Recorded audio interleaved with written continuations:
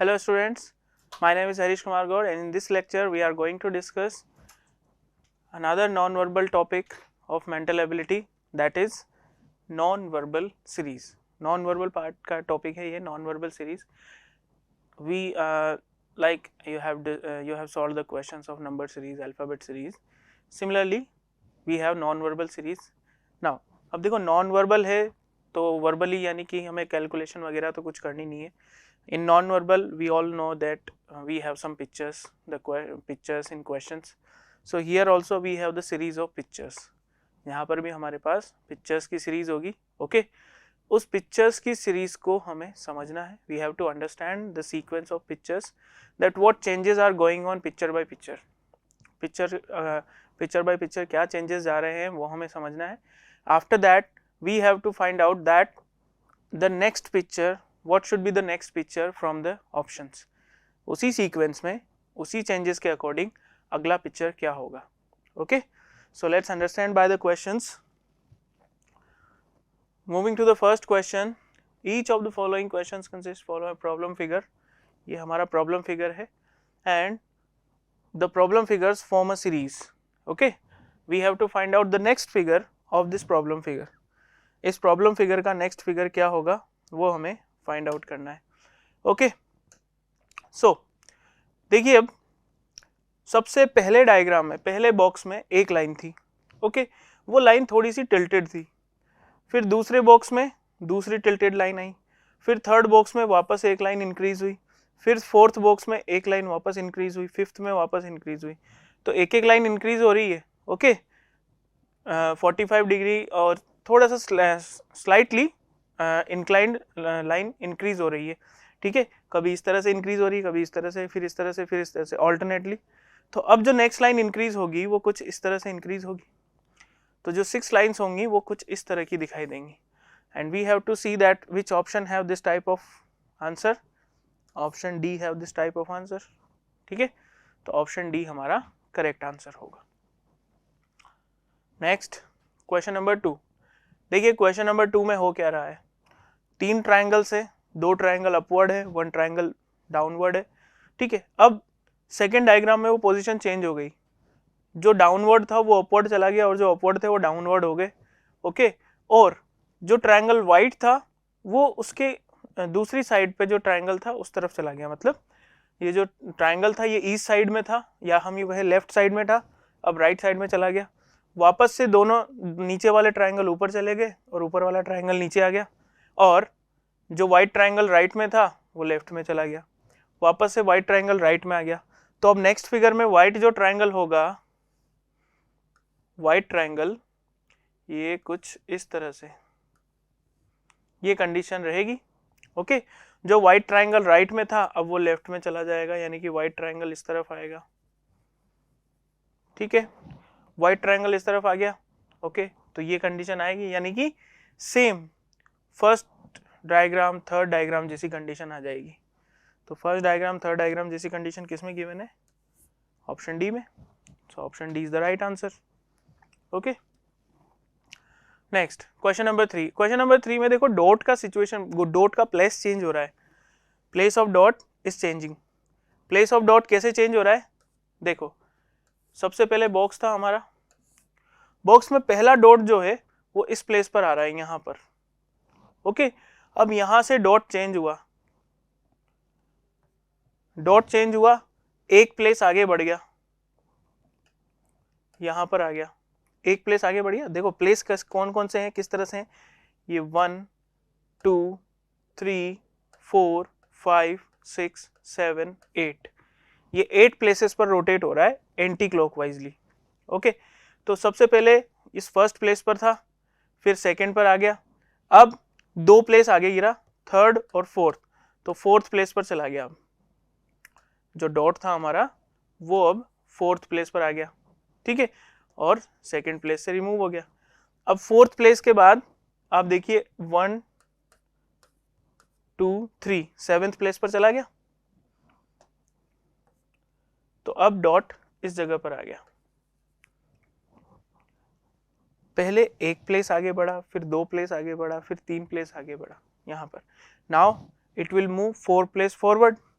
सो 1 2 3 4, तो इस कॉर्नर पर ये डॉट दिखाई देगा।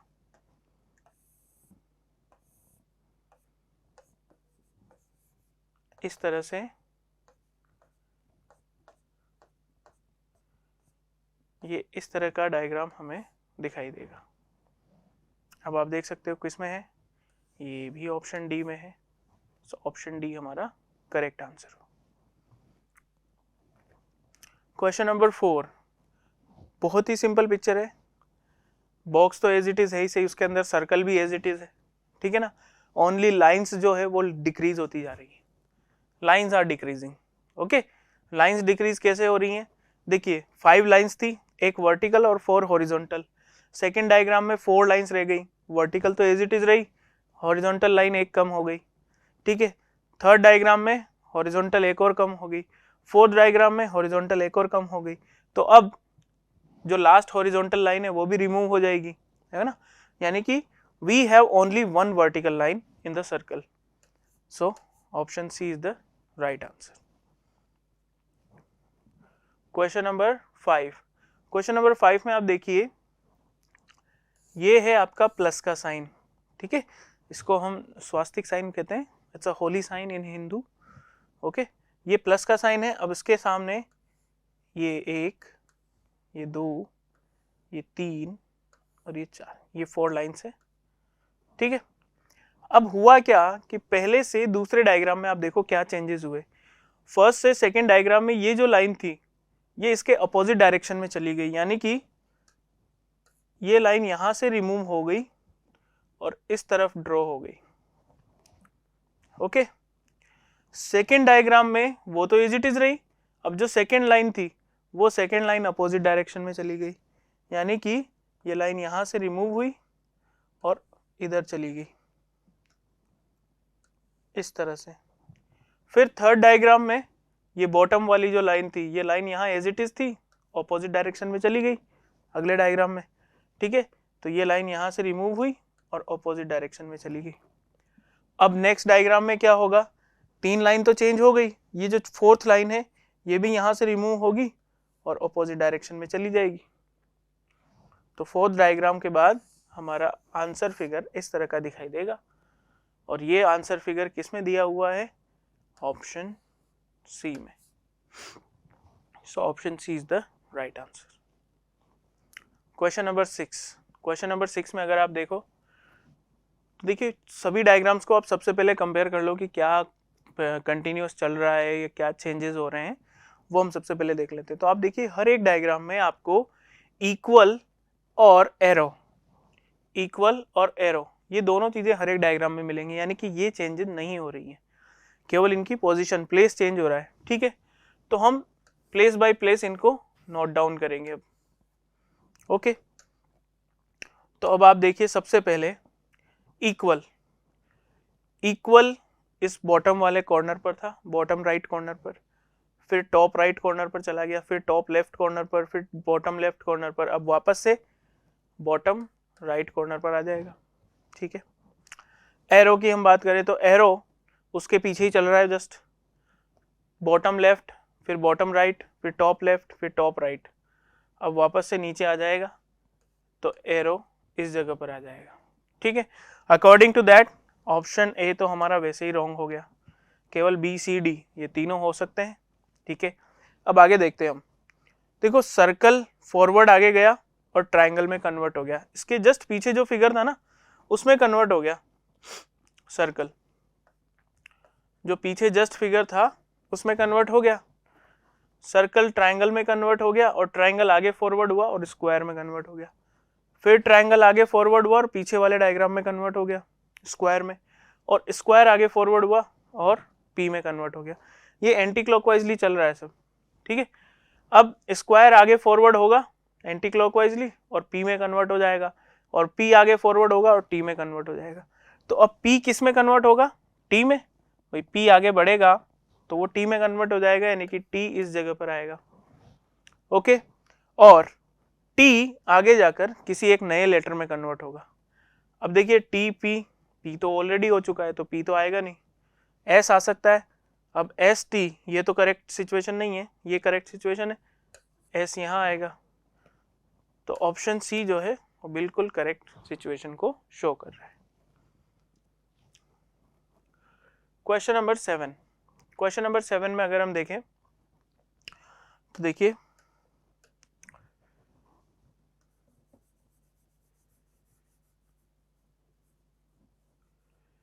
ये इस तरह से,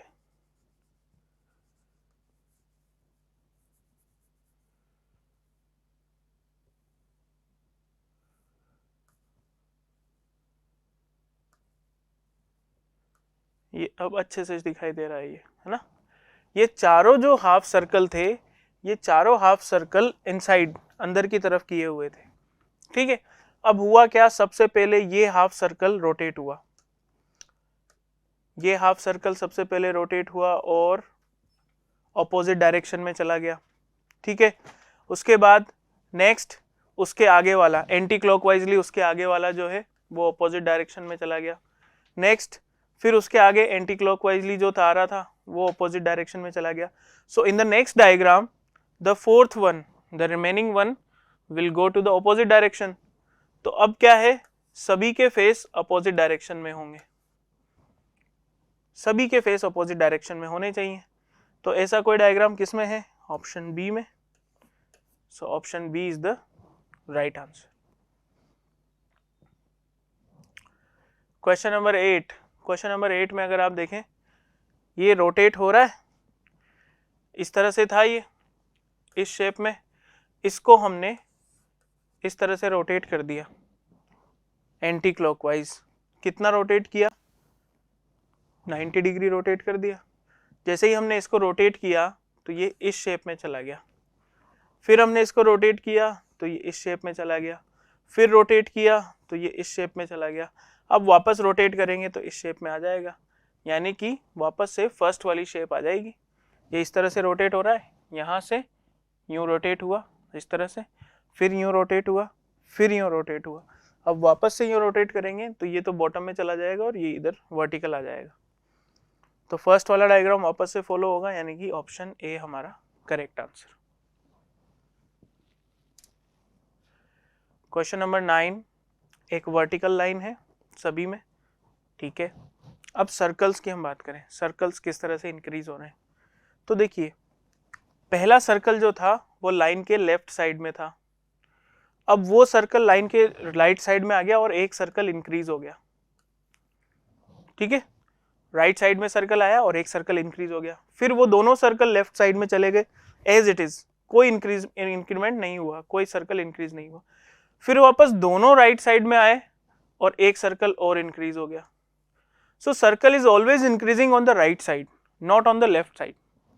सर्कल जो इंक्रीज हो रहा है वो हमेशा राइट साइड में इंक्रीज हो रहा है।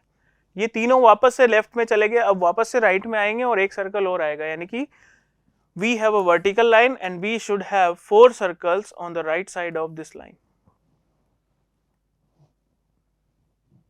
According to that, option D is the right answer. Next, question number 10. Question number 10 में अगर आप देखिए, question number 10 में स्क्वायर है, ट्राइंगल है, फिर अगले डायग्राम में ट्राइंगल है और पेंटागन है, फिर अगले डायग्राम में पेंटागन और स्क्वायर, टिल्टेड स्क्वायर, फिर अगले डायग्राम में स्क्वायर और ट्राइंगल, रिवर्स ट्राइंगल, फिर अगले डायग्राम में triangle and hexagon. Can you find any relation between these pictures? If you will see, this internal picture becomes external picture in the next diagram. यहाँ triangle था वो बाहर आ गया, यहाँ पेंटागन था बाहर आ गया, यहाँ स्क्वायर था बाहर आ गया, यहाँ ट्राइंगल था वहाँ बाहर आ गया। तो जो पिछले डायग्राम की इंटरनल पिक्चर है वो अगले डायग्राम की एक्सटर्नल पिक्चर बन गई। सो अकॉर्डिंग टू दैट यहाँ पर क्या आ जाएगा, हेक्सागन। भाई हेक्सागन बाहर आ जाएगा, ठीक है। अब हेक्सागन के अंदर एक नया डायग्राम आएगा, तो एक नया डायग्राम अगर हम ऑप्शंस के अकॉर्डिंग देखें तो ऑप्शंस के अकॉर्डिंग सर्कल आना चाहिए, हेक्सागन के अंदर सर्कल, ओके। अब हेक्सागन के अंदर सर्कल आया, इसका मतलब ऑप्शन बी तो वैसे ही रॉन्ग हो गया, ओके। अब दूसरी थिंग कि सर्कल के अंदर क्या आएगा, क्योंकि हर एक ऑप्शन में आप देखिए कुछ ना कुछ लिखा हुआ है अंदर, inside the picture something is written. Here we have TPS dot E, and if you noticed, in every diagram we have a different kind of picture or different kind of symbol. हर एक diagram में या तो different letter है या different symbol है ना, different letter या different symbol. तो यहाँ पर अब हम बात करें जैसे ई की, तो ई ऑलरेडी आ चुका है, एस ऑलरेडी आ चुका है, पी ऑलरेडी आ चुका है. सो अकॉर्डिंग टू दैट हमारा ऑप्शन क्या होगा, ऑप्शन डी, जिसमें स्टार आएगा. सो ऑप्शन डी हमारा correct answer. Next question number 11. Question number 11 में अगर आप देखिए, क्लॉक है, क्लॉक का ये जो निडल है ये वर्टिकल था बिल्कुल 12 पर, ठीक है. अब वहां से वो रोटेट हुआ, 1 पार्ट रोटेट हुआ और 1 पर आ गया. ओके, 1 पर आ गया. अब 1 से 2 पार्ट रोटेट हुआ और 3 पर आ गया.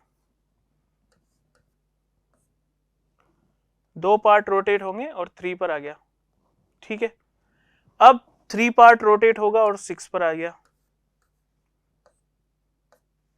3 पार्ट रोटेट हुआ और 6 पर आ गया.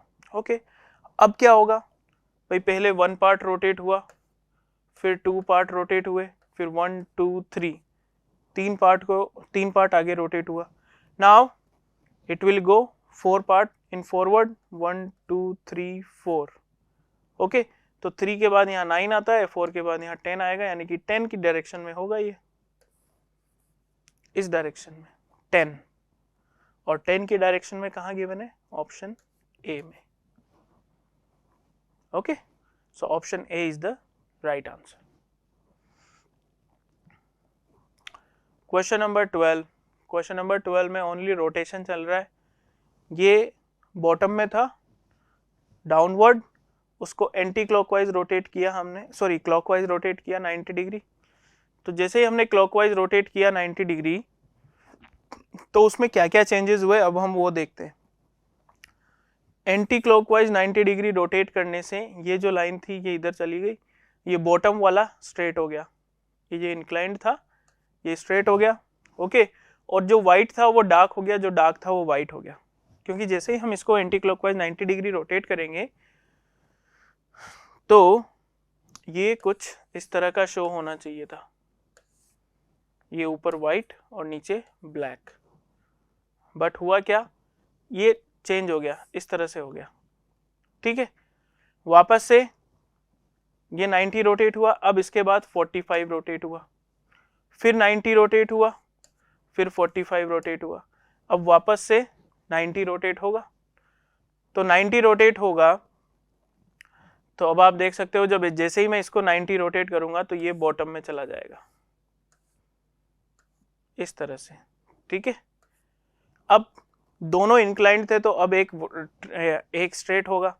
कौन सा वाला स्ट्रेट होगा, तो अब आप देख सकते हो यहाँ से ये दोनों इंक्लाइंड थे, ये वाला पहले स्ट्रेट हुआ, फिर रोटेट हुआ, फिर दूसरा स्ट्रेट हुआ, फिर वापस ये पहला वाला, तो अब यही वाला वापस से स्ट्रेट हो जाएगा, यानी कि इस तरफ ये वापस से स्ट्रेट होगा.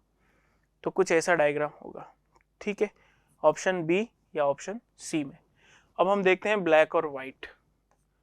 तो ब्लैक और वाइट जो है इस कंडीशन में ये कुछ इस तरह के थे. तो इस कंडीशन में जब मैं इसको रोटेट करूंगा तो होना तो ये चाहिए, है ना. जब मैंने इसको रोटेट किया 90 डिग्री तो ये इस कंडीशन में आने चाहिए, बट इस कंडीशन में नहीं आएंगे, ये चेंज हो जाएंगे, तो ये इस तरह से होंगे.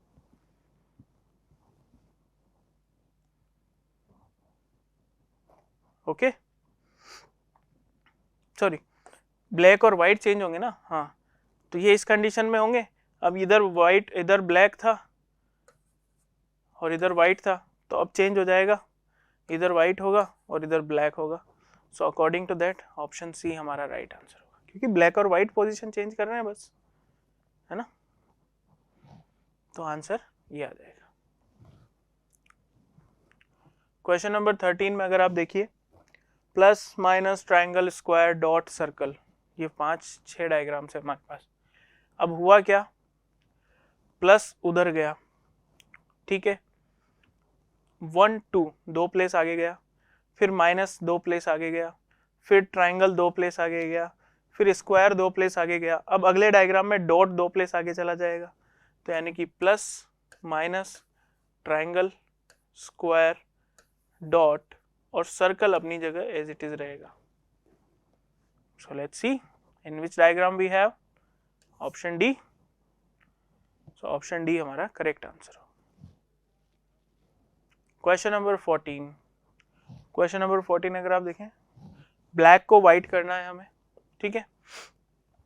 ये यहाँ पे था, आगे फॉरवर्ड हुआ और एक और डार्क हो गया, फिर 2 आगे फॉरवर्ड हुआ, फिर एक और एज इट इज रहा, ये दोनों आगे फॉरवर्ड हुए और एज इट इज रहे, फिर एक बार और आगे फॉरवर्ड हुए, 3 हो गए, फिर एक बार आगे फॉरवर्ड हुए, एज इट इज रहे। अब यहाँ एज इट इज रहे तो आगे जब फॉरवर्ड होंगे तो 4 हो जाएंगे, ठीक है। तो ये तीनों आगे फॉरवर्ड होंगे, ठीक है।